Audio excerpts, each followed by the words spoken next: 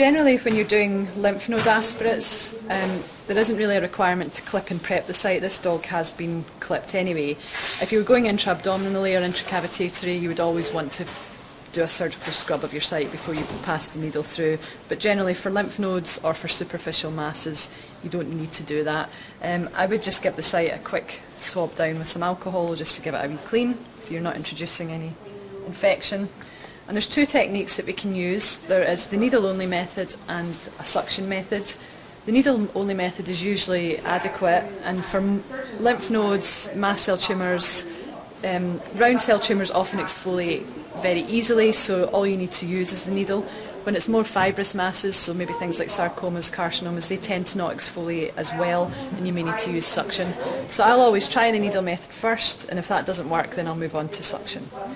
So the needle method is very simple. You just want to isolate your lesions. So with this popliteal lymph node here, I'm just going to grasp behind it and bring it up to the surface. Just check that it's right up at the top there. And then all I'm going to do is pass the needle into the mass and basically just jab about several times. And you can see I'm not pulling the needle out, I'm leaving it in place as I move it about. Pull your needle out. Go over to your slides. You want to put a good volume of air into your syringe. I generally put 5 mils of air in, and I always reconnect over my slides just in case. Sometimes when you connect your needle on your syringe onto your needle, the material will fall out, so it's better falling on your slide than on the table. So reconnect, hold it upright, grasp the needle firmly and expel quickly onto the slide, and you can see there's a blob of material there. That's quite a lot of material. Often you might get a much smaller sample than that.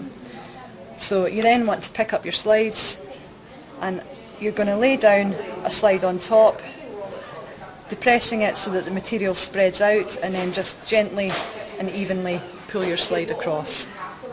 The material has essentially been transferred onto this slide, so you need to turn that over. We air dry it, and then we're going to label it up with the patient ID. And always make sure you include the site that you've taken it from. To keep your slides secure, they're best placed immediately into a slide cassette holder. So they just slide in, you can put the lid down, and then if they drop, hopefully they'll not break inside that, and you can just keep them to the side.